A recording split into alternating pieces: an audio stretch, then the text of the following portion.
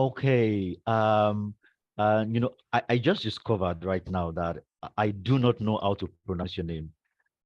Please Oh, pardon me. I'm so sorry about that. it's okay. It's okay. So, It's Yvette.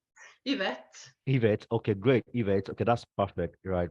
So thank you, Yeah. Yvette, and thank you for joining. So I'm Adebayo, reaching you from Lagos in Nigeria, and then this is about Edu-Insight. So at EAZY-DIGI, we always like to understand what is obtainable in the world of education. We have a network of educators, just here and also globally, and we want to also be part of that force. Part of that force that is bridging the knowledge gap. That is trying to ensure that whatever quality of education or learning is obtainable somewhere in the world, that same quality is made available everywhere. More so in our continent in Africa. So we're just striving to see how we can contribute in that regard. And that led to Edu-Insight, this particular global research project. And I'm excited that you are going to be telling us about Sweden, about what is obtainable in Sweden in terms of education and a number of other things, right? So thanks once again for joining. Um, the first question would be, can you give us an overview of what education looks like today in Sweden? So in terms of elementary to secondary school, to high school, to just an overview of what education looks like right now in Sweden. Awesome. Thank you. First of all, thank you so much for the invite. I'm super happy to be here. And I'm also happy that we have this type of technology that can connect us. Like you are in Nigeria and I'm in southern Sweden now in Helsingborg. And I think that is also one of the things that can actually make learning and education more accessible. It is Mm, already making learning and education more accessible. Of course, you need to have a Wi-Fi and you need to have a device as well. But let's go to your question about education in Sweden. So first of all, I work in an international school. I work for the IB program, and I've been working for that for 9 years, actually almost on my 10th year now. And that's the International Baccalaureate, which is the same almost. It's the same program at least across the globe. And in Sweden, we are lucky that this program is for free. The students' parents, they don't pay anything, which is mm, very unusual. But what I wanted to say with that is that it is possible to make the IB free as well. mm, So I think to start with, that is quite unique. And I think that if I look at then, because I haven't been teaching too much in the Swedish curriculum lately, but if I look at how it's, yeah, first of all, school is for free in Sweden. We don't have a tradition of a lot of private schools. We have very few of them. However, we have a school system now where yeah, it's called free schools that people can start profile schools, and they are doing that. So that is actually, yeah, it's a challenge here in Sweden at the moment because it means that money are going into, yeah, to owners and things like that. So, mm. but what I wanted to say about Swedish schools, first of all, that I think it's a strength is that it is for free, and university is also for free. Wow. Like the tuition is for free. So unless you go to some sort of specialized, I don't know, academy or institute or something, but you Mm, can get a very, yeah, very good education without paying any tuition. And mm, so I have two kids, and when I'm thinking about university for them now, because they start to get into that age, then I'm thinking like, yeah, they could actually have their whole university without paying a dime for wow. tuition. I think that is really good, and I think that is very similar in all Scandinavian countries actually. So that is like, if we think about possibility and how Mm, is it made possible. Of course, in Scandinavia we pay a lot of tax.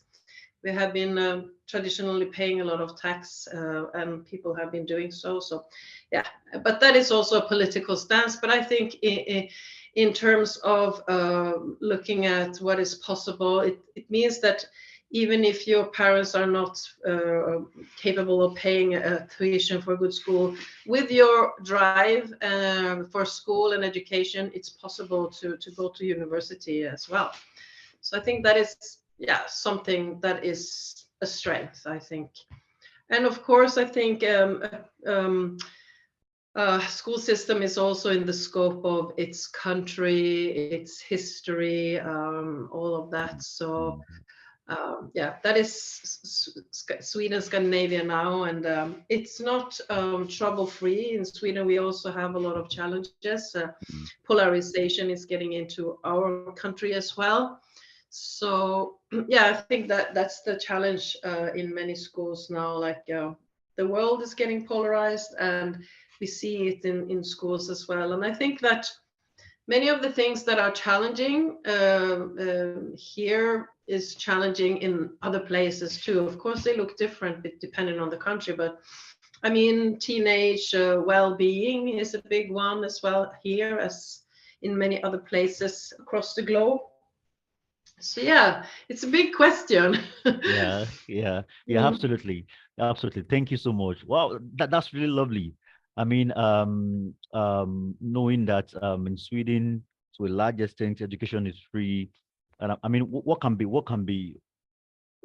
greater than that? In a country like that, and then, every child is going to experience the same kind of education. I mean, that's so interesting. It's not like we're gonna Yeah, have some kids have some, like we find it in many places across the world, and it looks as if there's a divide. Some kids experience some level of education, and then, some seems to have something lesser. You know, yeah, that's really great. That's great. That's great. yeah. Maybe I'll. I mean, it's not like everyone get into university. You have to apply with your grades. Hmm, So of course, not everybody is going to the university. That's hmm. not what I meant. But you have the possibility if Yeah, you, the possibility. you Yeah. yeah, if you study, then you can get into university. Yeah. Yeah, absolutely, absolutely. So as we talk about what is possible, so I think it's just accurate to conclude that it's possible, and like you said again, that there is free education for every child, right, in the country. I know you mentioned about taxes that you have to really pay, but then you will agree with me that it's worth it, right? If citizens have to pay the taxes, but then in things like education, they see the value, they see what is available, right? What do you say to that? Can you repeat the question because you it was a moment of pause, so I couldn't hear the Okay, question. Can you okay. repeat it? Yeah, so I know you talked about taxes, and then the fact that you pay high taxes in Sweden, and then I was trying to like look at the fact that, well, that's fine, right? I don't think citizens will have issue with the fact that they're paying that level of taxes, knowing that in things like education, right, their kids are taken care of, you know um right. I don't know if we share the same sentiments. Mm-hmm. Yeah. So I think, I mean, that is of course where you are politically, if you think that taxes are okay or not. But yeah, I think Scandinavia as a whole has been, we are quite used to paying quite high taxes actually. Mm. Mm. Oh, great. Oh, great. That's awesome. Okay, so let's go deeper. Let's go deeper, and then let's talk about technology, right? One of the things that we are very interested in is in seeing how technology is currently used, in schools across Sweden. So we know that we have seen different kind of technologies, ranging from availability of Wi-Fi to availability of gadgets to some softwares and some apps, just for learning to create experiences like personalized learning, like self-paced learning and the likes. We see a lot of that happening across the world. What does that look like in Sweden today? Okay, so I will start with a big picture and then I will narrow it down. So if we look at, for example, if we look at innovation in Sweden, it's quite, how shall I say, I would like to think of it as quite prioritized. Like we are very, this sounds maybe boring, but we are very pragmatic. So we want to find solutions to things. And I think that is in the core of innovation and the core of entrepreneurship. So coming up with smart solutions, I think that is something that Swedes are pretty good at, or we encourage it. And innovation is taking also quite a big place in local communities. Like, for example, when I work with AHA, we are sitting in a place called Hetch, which is Helsingborg Tech Hub, which is like innovation startups all in under one roof. And you see those things in those initiatives across our country. So that is the big picture. And then when it comes to innovation and technology in schools, I would say that it depends on what you mean with technology, because if we mean that every child has a computer, let's say from the age of from the grade of 6, yes, then there is like technology in the form of a computer to be used, like a Chromebook. Like the school where I am, it's a middle school, and all the students have their own Chromebook that they are borrowing from school. So the technology is there. But if you ask me, because I'm a teacher, I think that we can boost the way we work with the technology, because with AHA, we have also been looking at the key question: what does it mean to be human in a global age of technology? So we have been looking at how we learn through our senses, how we are creative, how we are collaborative, communicative, and all those kinds of things. And at the same time, looking at how can education and learning be more agile, be more designed to be more, in a way, both differentiated to each person's need, because it is possible now, and also at the same time connect people, so people do what we are good at. We are good at working in teams, working in collaboration with others, and create together with others as well. So I think that if I could dream freely, I would see a school, I'm thinking about the older ages now, middle school, upper secondary school, that is more agile, that is more hybrid.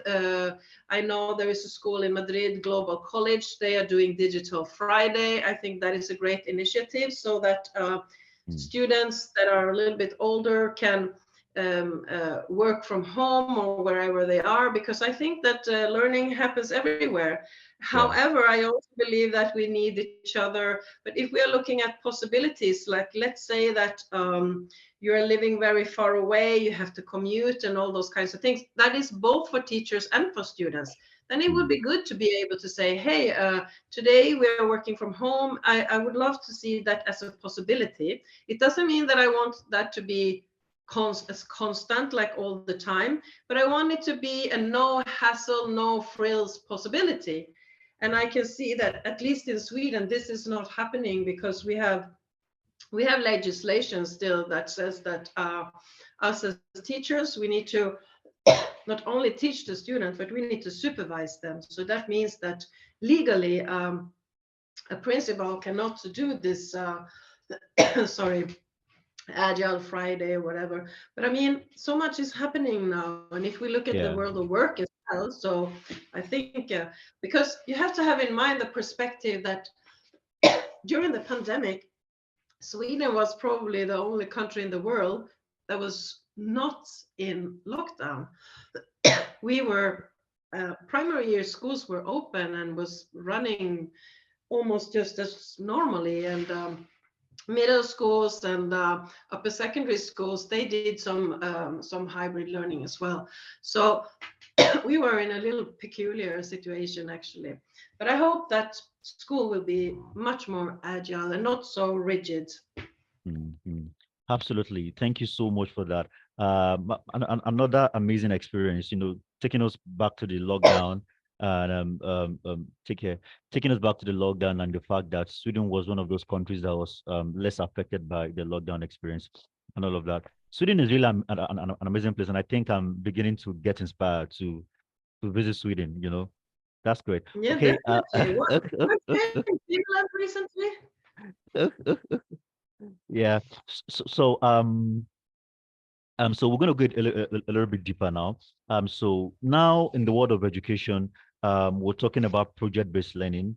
So one of those buzzwords in the world of education today is project-based learning, and it's happening in various places across the globe. So in Sweden, can you tell us what PBL looks like right now in Sweden? How is it happening? How are the teachers, approaching it? The schools you have seen that, for the learner. Yeah, let me start with that. How are the teachers approaching it, and in the schools that you have seen and that Okay, so I have a question that is a little bit it's a broad answer, because again, I'm working in an IB school, and I was working in the primary years, and primary years is almost all about project-based learning. So I think it's not a buzzword, it's more like something very, very something that is boosting learning a lot and making the students much more taking stewardship of their own learning, taking agency, taking action, looking at the language, a classroom without walls, seeing that you learn everywhere, and you have, like, the world is your oyster. You can talk to experts from across the globe. And I think that when a teacher have that type of approach, the students, they will like boost their learning, because I'm also seeing what it does when you're not doing it. So for example, if you do project-based learning and combine it with, because that's transdisciplinary learning as well. So if you do project-based learning and boosting it with skills-based learning as well, and add on to UN goals, add on to local community, that's when I see that real learning is going on. Oh, well, what is real learning? But learning that is relevant and meaningful for the student, that they feel that they're doing something for real, not only for the room they're in when they are at school, but something that they're doing for their communities. And there is so much in there. So I also see that. So that is the IB where I'm in, and that's why I love to teach the IB, because it's skills-based, because it's transdisciplinary, because it's concept-based and thinking a lot about agency. I can also see, like, when it comes to Swedish school, teaching the national curriculum is not, it's not sort of so transdisciplinary friendly. It's possible, but it demands a lot from the teachers, a lot of teacher collaboration, and teachers are stressed out. And so I think if project-based learning is going to be implemented, it needs to have this from a principal, from a leadership position as well. Like, we are doing it, this, is it okay? Can we have some time to plan together, and those kind of practical things. But I really, really think that project-based learning, especially in the younger ages, it's just something that I love, something that you see that the students, they just grow from it, because they're doing real things. And and the question is, why wouldn't we? Like, why wouldn't learning be connected with the real things that are happening in our communities, on a societal level, on a global level? Like, that's when it becomes relevant. Yeah, absolutely, absolutely. Thank you so much for that insight. So right now, let's look at some examples. Right. So in the IB school where you're currently working, let's look at examples of PBL experiences that your learners have passed through. You might want to just cite like 2 or 3 examples. It would be great. To look into them and see what it looks like, and yeah. Yeah. Okay, I can take a project that I just recently finished. We were creating, I did a unit about, I called it the art of storytelling. So the students, they were going to learn about neurotransmitters, how you use it when you communicate, when you relate to others, when you create relationship. And I was thinking about how can they show what they have learned. And then I thought, let's do a podcast, so they could choose almost any topic. The only thing I said was that they needed to be highly interested in this topic, passionate about this topic, so it would motivate them the most. And then they were surprised, like, oh, can we choose almost anything? And say, yeah, not everything, but almost. The only thing was that they should be motivated by it. And then there was, for example, one group that was doing a podcast about what I loved, the future of education. And when I listened to them, I said to them that they just sounded like they had had a podcast for years. They were so professional. But Wow. you know, then you have to really let go. Like they had the backbone. We were doing like working with the written part was describing environments, describing people, looking at the neurotransmitters, looking at an introduction, an outro. We were looking at the written part, but then when they actually recorded it and the interview questions that they had with other people, and one girl, she started to play pickleball, and she had interviewed two people in her club. So they started to just reach out to others that were not in the school. Not everyone, of course, but it set something like you sow a seed, and next time people, the other student may think, wow, I want to do an interview too, or So I think that when you really give trust to students, they just make magic. This is what happened. And when I was listening to the podcast, I was by myself in my office where I'm now, and you could hear me say like, oh wow, oh, I'm so proud of you, because they were so good. But that is something that is a small recent example. Other ones can be creating a winter fair, creating businesses. I just started a unit now that I call game changers. So it's the same thing here. They need to identify what a game changer is, what a game changer do, and then of course at the end they're going to be the game changers themselves. And then they need to choose something like an innovation project from the city, exploring what type of challenges there are. So I think the more you incorporate a school without walls, the more you incorporate what the students are really interested in, the better it will be. Hmm. Absolutely. This is really amazing. This is really amazing. Yes, yes. So we have come to a place in the world of education where we know that it is possible to do beyond preparing kids for exams. I love it when you say that when you give kids trust, they create magic, right? Yes. That's a powerful quote for me. That's a powerful quote. When you give kids trust, they create magic. That's amazing. And again, this is a reality. This is a possibility right now in the world of education. And I think that K to 12, and of course, even up to A levels and even up to IED, right, should begin to think in this direction everywhere, everywhere, everywhere. I believe that the more school becomes integrated really into the society and into the economy, the more these students are more aware about their society and their economy, and the more they are inspired, right, to begin to develop interest, right, in doing real things in the society and also for the economy, right. So there's going to be that integration. Well, I've seen that there's that disconnect. There's that wide disconnect. Looks like school is going on the x-axis, and then the society is going on the y-axis, and it's just like two different directions.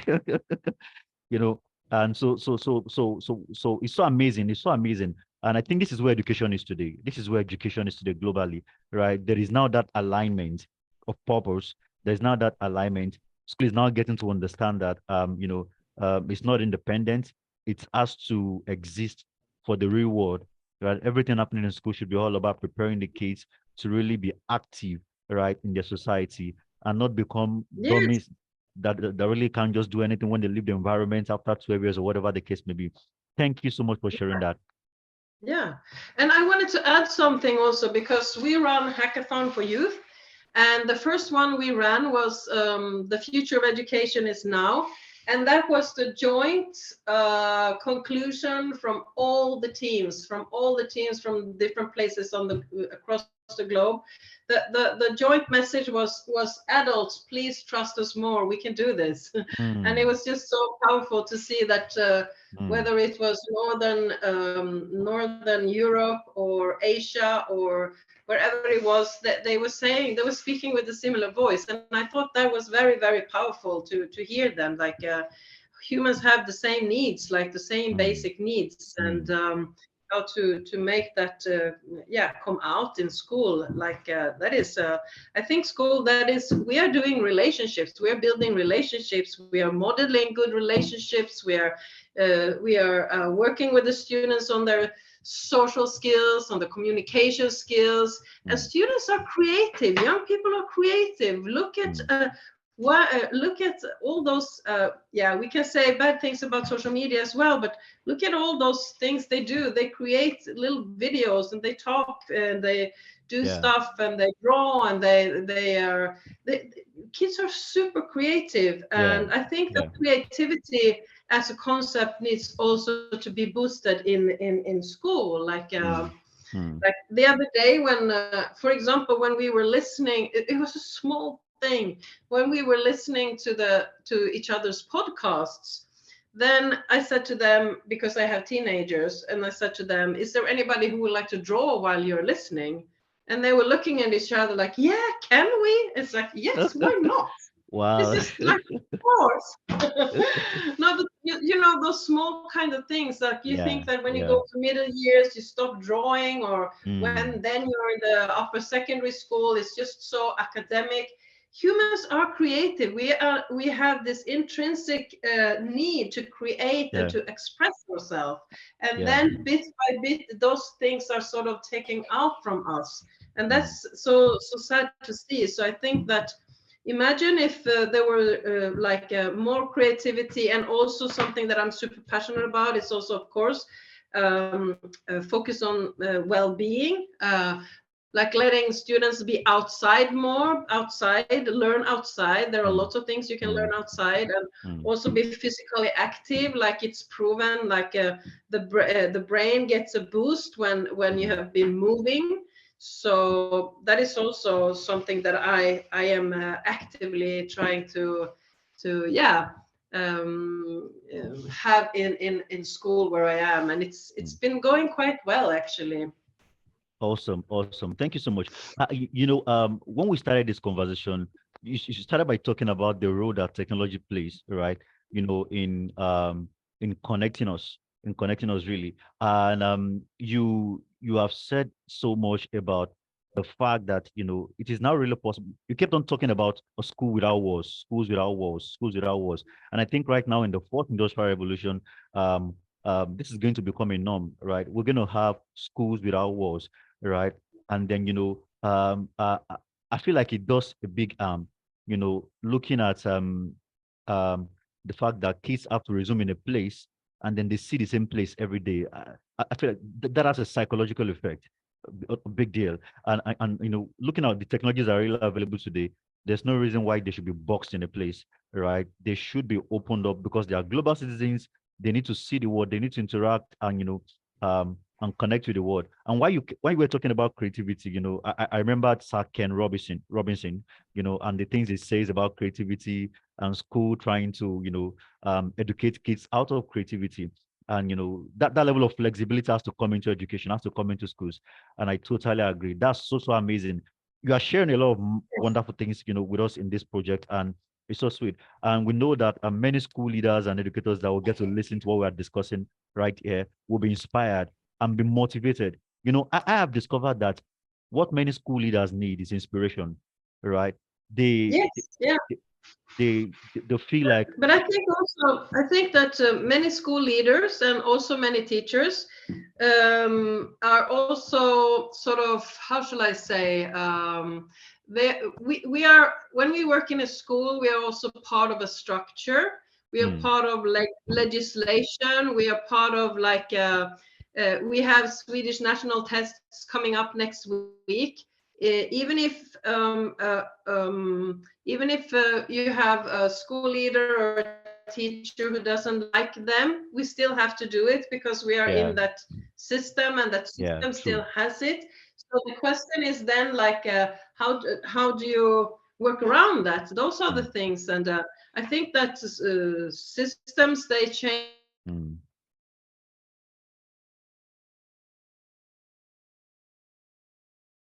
big, like a little revolution or so to say, like, yeah, or day by day, bit by bit, you make small changes, and at the end yeah, of a year, you see like, wow, this happened. We actually changed it. yeah, And I personally think that there are more in the world of school who feels now that the door has been open to change because of COVID. Like, and I hope that that door doesn't close and everybody just go back to normal routines, because I think that also, I know I've spoken to a lot of school leaders as well, and they say also that there are things that they want to change, but they can't change because of legislation, that they will mm, break a rule, and those kinds of mm, things. So then I'm thinking, so what is it that I can do within the frame I have? And there are lots of things you can do without yeah, just one yeah, person and creating a relationship with young people. There are yeah, loads and loads of things yeah. you can do. Yeah, yeah, absolutely. Thank you so much. Absolutely. And talking about the hackathons, I know I see this to be something again that's going to become the norm, right, in the world of education. Because the world is now evolving into a society that is going to be digital. Like on platforms like LinkedIn. I met you on LinkedIn. I remember the first time I met you then there was this hackathon you had, and that was what drew my attention. I was like, wow, I need to connect Nigerian kids to this experience, but we couldn't get a lot of kids to join then. But I believe the next one that's going to be happening, you're going to see a lot of kids from Nigeria, join the event, Yeah, right? we hope so. Yeah, Absolutely. yeah, And it's also, for example, why we started the hackathons was that we thought that adults were just talking about how schools should be, or yeah, making mm, plans. And then we said, but we are missing out here on the main stakeholders, and that's the young people. What do they have to say about things that are important for them? So mm, so that's how it started. And I think the next one we will, I don't have a date for it yet, but it will be about youth well-being. And that is okay, also because we asked young people, what would you like for us to make a hackathon about the next mm, one? So we have had one that was about future of education. We have had one peacekeepers, game changers. And now, and when we had the last hackathon, we said, what would you like to have a hackathon? What should it be about? And it was like 100% well-being. mm, We need to make our voices heard about well-being. So, and be mm, taken serious as well. Like, at my school, I have seen teachers doing like brain breaks and things like that. But again and again, teachers are becoming very focused on curriculum and deadlines and all that, but sometimes losing track of creating good relationship, checking mm, in with each other. However, I do believe it got better after COVID. So, but I still get questions like, "Wow, you are going out so much with your students," because if the weather yeah, is good, like we are just coming out of winter here in Sweden, so when spring now is arriving, it's like whatever I can do outside, I would rather go and do it outside. yeah, And the question is not why doing so many things outside. The question is why doing so many things indoors? Why yeah, should we be inside? It's like crazy. Like, yeah, why should we be within four walls? It's just why? yeah. Yeah, yeah, exactly. Absolutely. Absolutely. I totally agree. And I think school has also entered into that age. And this has been so, so amazing. Thank you so much, for sharing with us these great things that is happening, at your high school, and also this wide insight into what is obtainable, in education in Sweden. It's so, so amazing. I'm really looking forward to the hackathon. I I do Yes, understand yes, I do understand that, today we have it possible. The issue of diversity and inclusion, having companies now who are now, having distributed workforces, people working with companies from branches across the world. We have a company that is based in the US, and then we have workers from Africa, from Asia, that kind of effect. right? We see that happening today, and we know that in the future of the kids that we have in the classrooms today, they are going to deal with such kind of things the more and the more. And I believe that's, this things like this hackathons is going to practically prepare them for that experience. They're going to learn international relationship. They're going to learn how to Yes, relate with kids from other places as a global citizen. It's going to become part of them. So by the time they are coming out of the school system and they have to start doing things like that, it won't be strange. yeah. It's just going to be something that they've always been doing. And, I'm really looking forward to it. And again, Yes. I must say that thank you so much for your time and thank you so much for sharing all of these amazing experiences with us. This is the beginning of this project, and we hope to touch base with about 50 countries and more, very soon. And then what we intend to do is to collect all of our findings, and then we're going to put out it to say, hey, this is where education is at right now. This is what education looks like right now. We all need to follow suit. We all, because we want to see, if we talk about equity, then we need to have the same, the sustainable development goal talking about quality education, for every child, everywhere. Right? We need to have the same level of quality, and we believe it's possible. We can just keep moving towards it. We can just keep moving and keep moving towards it. All right. Um, this has been so inspiring. Right. I must confess that I am The same. personally, I am personally Great. yeah, I am personally inspired. And, some of the things I'm doing locally right here in Nigeria, this conversation has given me a push, right? Just to keep doing it, keep doing it, keep doing it, keep doing it. Sometimes, the challenges notwithstanding, you look at Keep many things. going. Yeah, we just keep going. We just keep going. All right. So thank you so much, Yvette. You are so, so inspiring. And this has been an awesome session with you. Thank you so much. Thank you for inviting me. And I really, really enjoyed this conversation and learning from you as well. Yeah, absolutely. All right, so we're gonna keep in touch and we're gonna keep you updated on, on how this project, goes on. Awesome. Thank you so much. All right, thank you so much. Thank you for joining. All right, so I need to let you go now so you can rest and prepare for tomorrow. Thanks. Have a good evening. And you too. Bye. Bye. Bye.